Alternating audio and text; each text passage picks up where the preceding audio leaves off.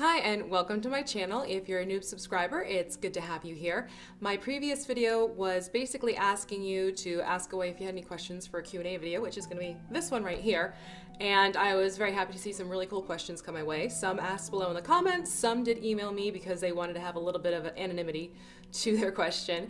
And I also got a couple on my Instagram account. So I'm going to take this video today, go through the questions that I received, and hopefully you'll enjoy the answers. So sit tight and let's get started. Please Don't Use My Name asks, what got you started on doing YouTube videos? Simple answer to that is a spiral staircase. I had no idea how to do videos at all whatsoever.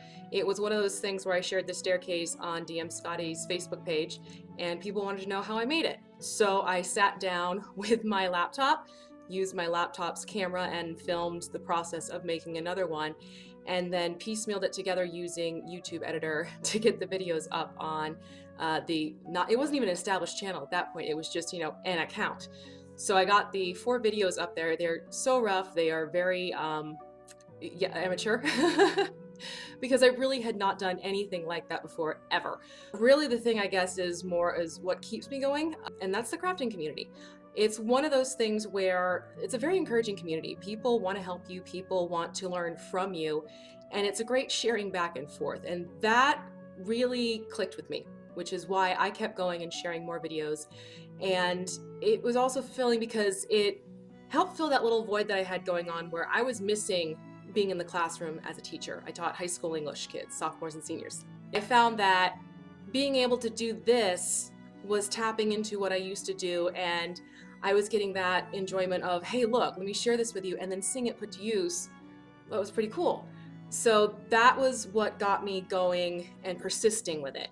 I made point to research and watch other people and learn from them, and because of that, I got more into the groove of what it is I am doing and how I do go about creating my videos and everything like that. I also got a lot of support from people right in the community, especially those who have channels. So DM Scotty reached out to me, Wylock, and I got especially a lot of help from John of Dungeons and Glue Sticks, where if you haven't seen his channel yet, make sure you do, because he's got awesome house builds going on. But because they were so willing to step forward and help me as well, that was another thing where I realized, hey, this could be something I can do and enjoy and learn as well as going through the process. I also had my husband and my kids rooting me on, and that really pushes it because you have these great cheerleaders sitting in the house with you being like, yeah, I like that video, let's watch it. I mean, the kids will literally sit on the couch, use our big TV of all things, and they'll watch the videos, and watching them watch the videos is absolutely incredible, really, as a mom, to see them take enjoyment from it and see them want to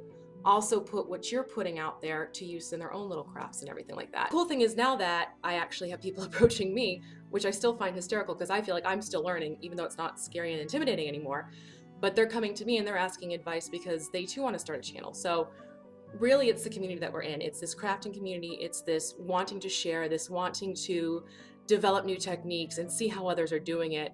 It gives you a buzz. It gets you, not a high, well, maybe, but it makes it enjoyable is really what it boils down to. So that's what got me started, and it's also why I'm sticking around.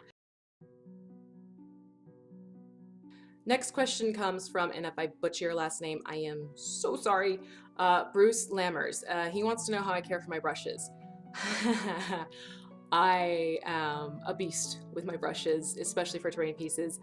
I am not gentle, I am not kind to them.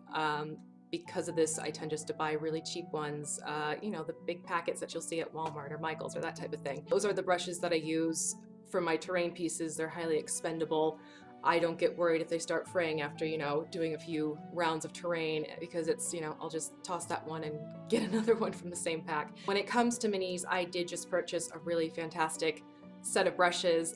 They're manicure brushes, believe it or not. What I'll do is I'll put a link down below in the description too, but those I'm definitely gonna make a point to keep better care of because I want those fine tips and those smooth edges to stay how they are, so that when I'm painting my minis, I'm not battling with the brush and fraying and straight bristles and everything like that. In terms of what I do to care for them as I am painting with them, I do this little thing, and it's something I've done for a while, is I will take warm water in a cup or container, whatever it is you want to use. And I put a little bit of dish soap onto my brush. In fact, I'll just run the brush on the nozzle of the soap dispenser, and then I put the brush into the water and mix it around a little bit. That I find helps rinse off the paint. Also helps with making sure the paint's going on nice and smooth, especially when I'm doing my mini work.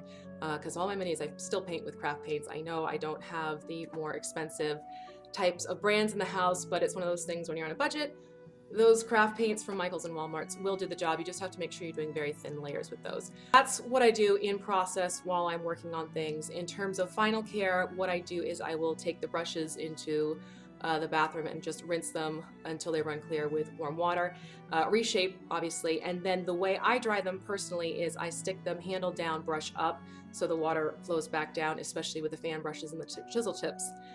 Because those I want to make sure hold their form. Some people do, and I've seen this, other people do this, they will take their finer point brushes and they hang them upside down. You can use things like clothespins and just let the water and gravity work for you to bring the tip of the brush down. I don't do that.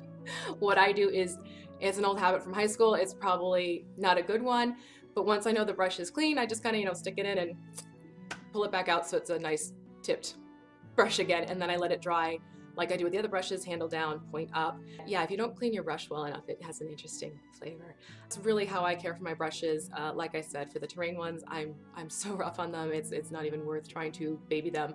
With my mini brushes, I do intend to keep them in much better condition and use strictly for the minis because I want to be able to get those fine details without having to retrim a brush because that gets aggravating. Hopefully that answers that question for you. Let's move on to number 3. This was another requested anonymous mode. What's up with your not black bombing things? I wondered if this was going to come up. I am going to boil this down to, it's just personal technique. I don't see things as a flat black. There's always darker undertones, but there's nothing that's truly a strictly flat black. Like the shirt I'm wearing right now, I'm sure it's translating as black on the video. However, when I'm looking at this, I'm seeing undertones of blue and purples. So for my visual working, I tend to pull up from a straight black, which is why you'll see in my videos why I do that blend of the dark brown and the black, because I find that that's sort of the general coverall that works for me. However, I don't limit it to just doing that blend. Other projects where I will use different colors, especially on minis. Some of my minis, I will go a darker tone like the mix I was just talking about.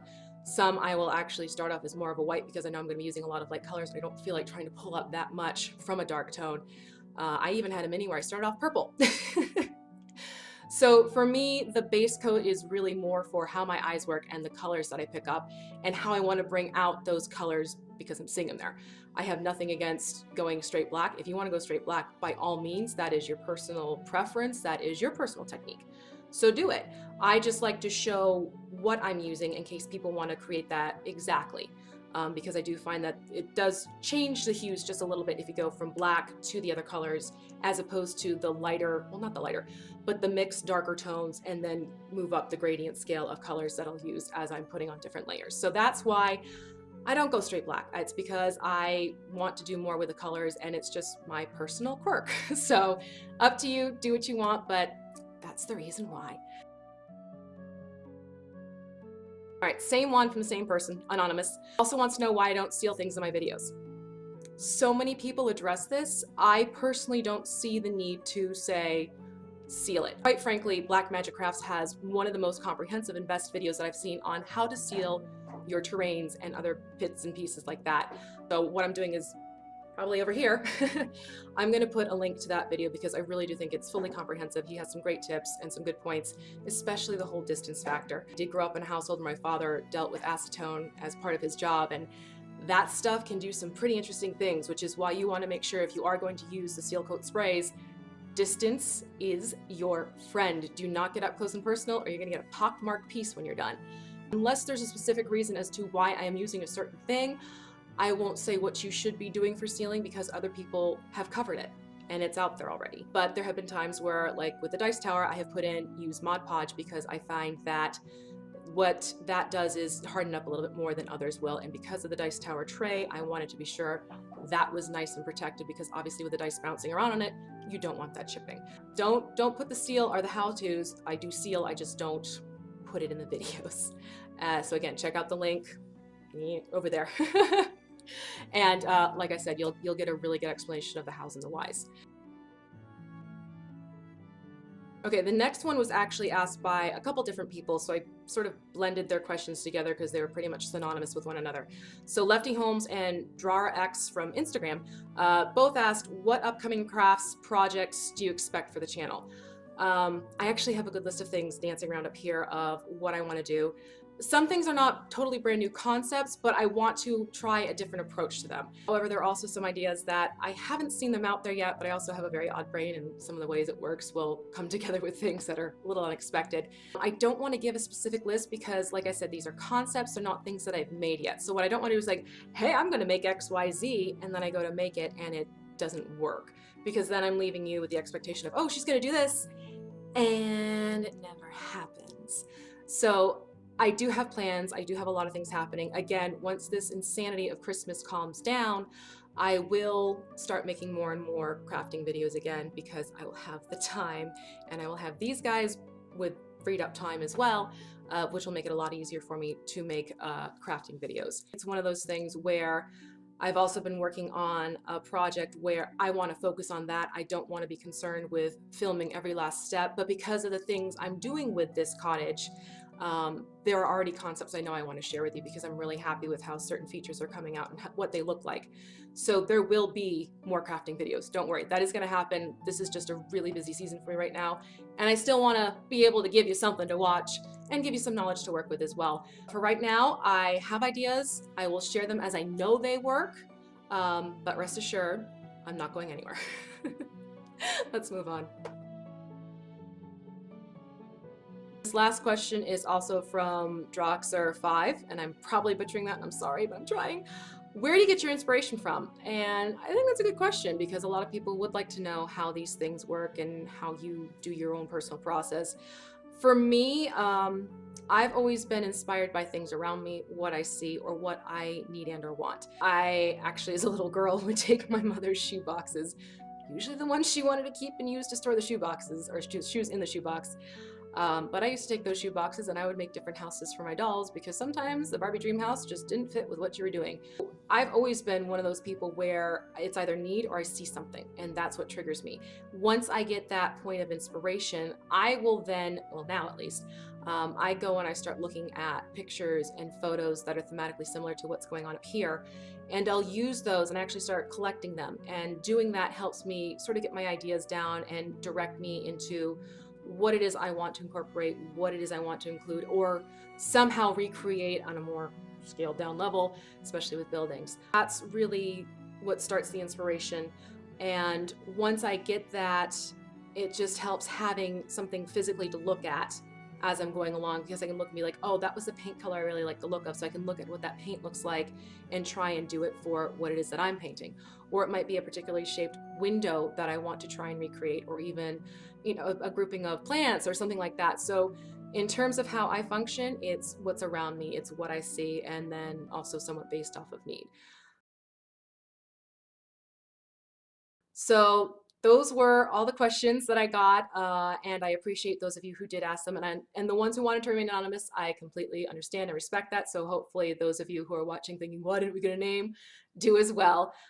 Keep in mind, I do have a Facebook presence now. It is a group page called The Crafting Muse. You are more than welcome to come and join in. I encourage you to post and share, and I'll be happy to have you over there. So I'll put the link down here in the description for you as well. You can also, if you want to reach out to me, but you don't want to have it in the comments, you can email me at thecraftingmuse.email@gmail.com. How else can you find me? Oh, Instagram. That's another one where I will put that down below. Any way you want to find me, you can. I'll be more than happy to see you there. You'll definitely find me also on the newly renamed, it's DM Scotty's former page, but now they're calling it the Tabletop Crafters Guild. That's another good place to come and find me if you want to go check that out. If you haven't heard of it yet, you better get over there because it's an absolutely fantastic place with a lot of encouraging people, and it's pretty darn cool. That's it for me for today. Thank you so much for everything. Thank you for the questions. Thank you for the support. I promise the next video is going to be a crafting one. Shocker, I know. But have a great day, and if you're watching this as we're getting close to the holiday season, happy holidays to you, and I hope you have a lovely month of December. Take care. Bye.